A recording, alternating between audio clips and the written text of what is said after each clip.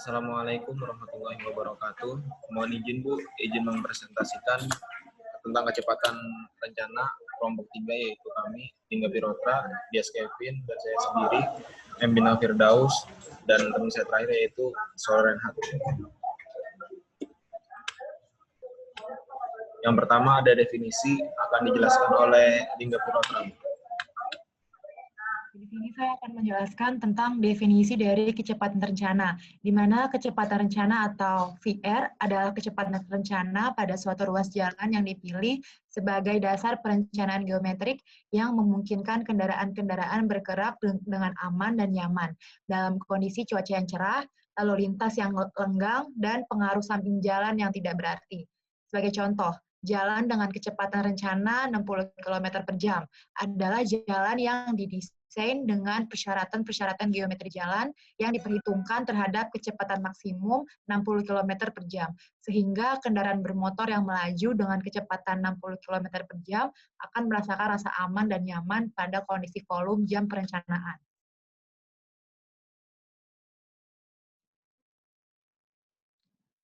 Pada saat desainer menetapkan kecepatan rencana sebagai dasar perencanaan, beberapa hal yang perlu menjadi pertimbangan yaitu, yang pertama, biaya pembangunan jalan, yang kedua, medan yang dilalui, yang ketiga, fungsi jalan, yang keempat, perkiraan arus lalu lintas, yang kelima, keselamatan pengendara, dan yang terakhir, biaya operasi kendaraan sebagai faktor ekonomis, dan lain-lain.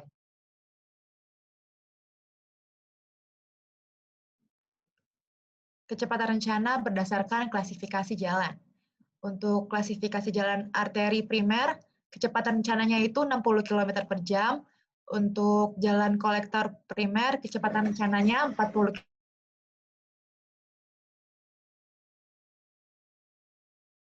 Hubungan primer 15 km per jam.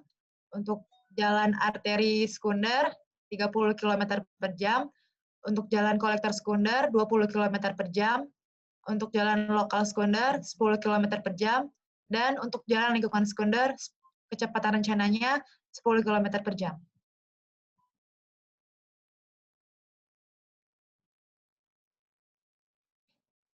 Kecepatan rencana lalu lintas.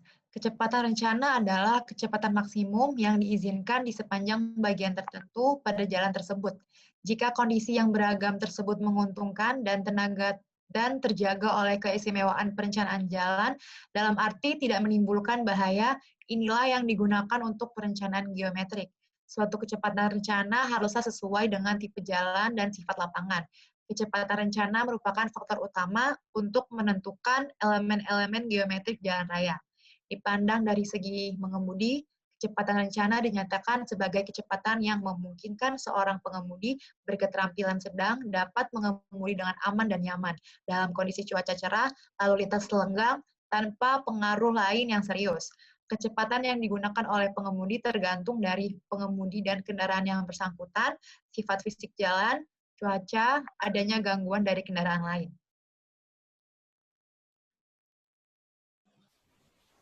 Manfaat dari kecepatan rencana. Sebagai dasar perencanaan geometri jalan, memungkinkan kendaraan-kendaraan bergerak dengan aman dan nyaman. Memperkirakan biaya pembangunan jalan, karena semakin tinggi kecepatan, buat rencana semakin tinggi pula biaya yang diperlukan.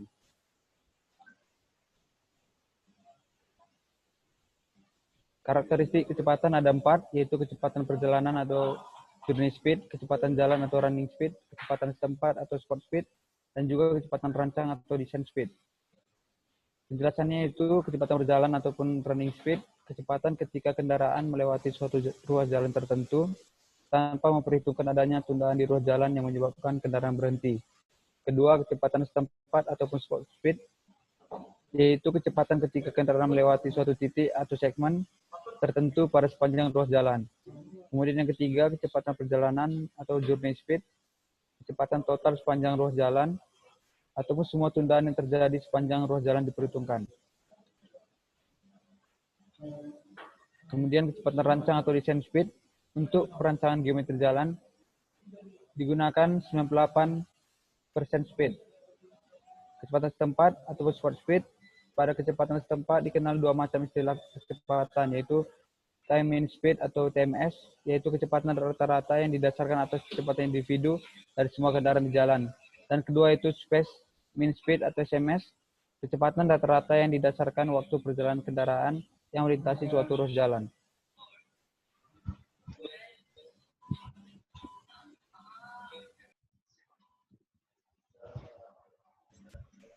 Izin Bu, izin menyampaikan dengan bahwasanya faktor yang mempengaruhi besarnya PR antara lain akan disampaikan oleh Saudara Renhat Simamora. Faktor-faktor yang mempengaruhi besarnya kecepatan rencana antara lain, yang pertama, kondisi pengemudi dan kendaraan yang bersangkutan. Kedua, sifat fisik jalan dan keadaan medan sekitarnya. Tiga, sifat dan tingkat penggunaan daerah. 4. Cuaca. 5. Adanya gangguan dari kendaraan lain. 6. Batasan kecepatan yang diizinkan. 7. Perkiraan arus lalu lintas. Dan terakhir 8. Biaya penggunaan jalan dan biaya operasi kendaraan sebagai faktor ekonomis.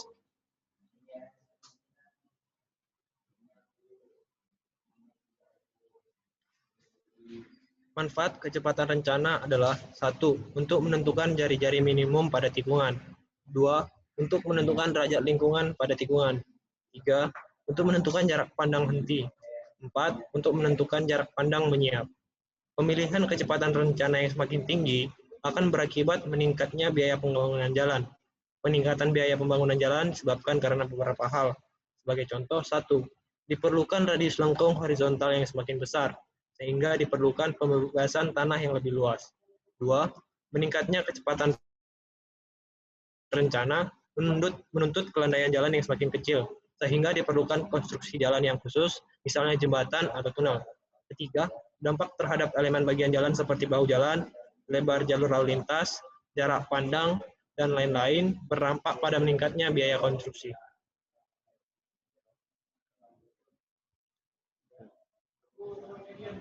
Pemilihan kecepatan rencana juga dipengaruhi oleh kondisi medan dan trase jalan, seperti 1. Kondisi medan datar.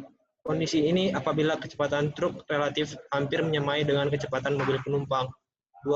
Kondisi medan perbukitan.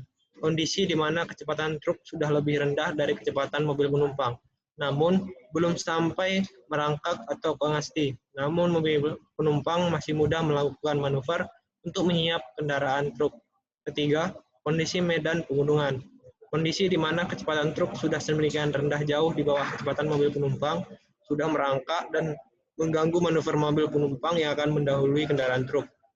Apabila perencanaan geometri jalan kurang memperhatikan kondisi di atas, maka peningkatan biaya pembangunan jalan dapat bersumber pada tidak seimbangnya antara galian dan timbunan tanah yang terjadi. Perubahan kecepatan rencana yang dipilih sepanjang trase jalan tidak boleh terlalu besar dan tidak pada dalam jarak yang terlalu pendek.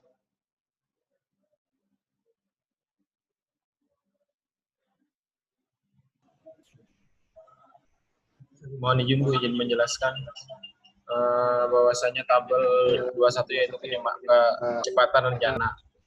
Sesuai klarifikasi, fungsi, dan klasifikasi medan jalan. Di fungsi kita lihat ada 3, yaitu arteri, kolektor, dan lokal. Di kecepatan rencana ada 3 juga, yaitu datar, bukit, pegunungan. Sesuai dengan NKJI yaitu arteri, kalau apabila datar yaitu 70-120, apabila bukit yaitu 60-80, apabila pegunungan yaitu 40-70. Adapun kolektor yaitu apabila datar 60-90, bukit 50-60, dan pegunungan 30-50. Dan yang terakhir adapun lokal. Lokal waktu saat datar 40-70, bukit 30-50, dan yang terakhir yaitu pegunungan 20-30. Dan ada tabel yaitu kecepatan rencana kilometer per jam yang fungsi jalan. Ada 2, yaitu jaringan jalan primer dan jaringan jalan sekunder. Seperti yang di tabel tersebut yaitu ada datar, perbukitan, dan pergunungan. Di 3 itu yaitu terbagi menjadi jalan primer yang terbagi lagi menjadi jalan bebas hambatan, jalan raya, jalan sedang, dan jalan kecil. Jalan bebas hambatan yaitu apabila datar 80-120 km per jam, perbukitan 70-110 km per jam, dan yang terakhir yaitu pergunungan 60-100 km per jam.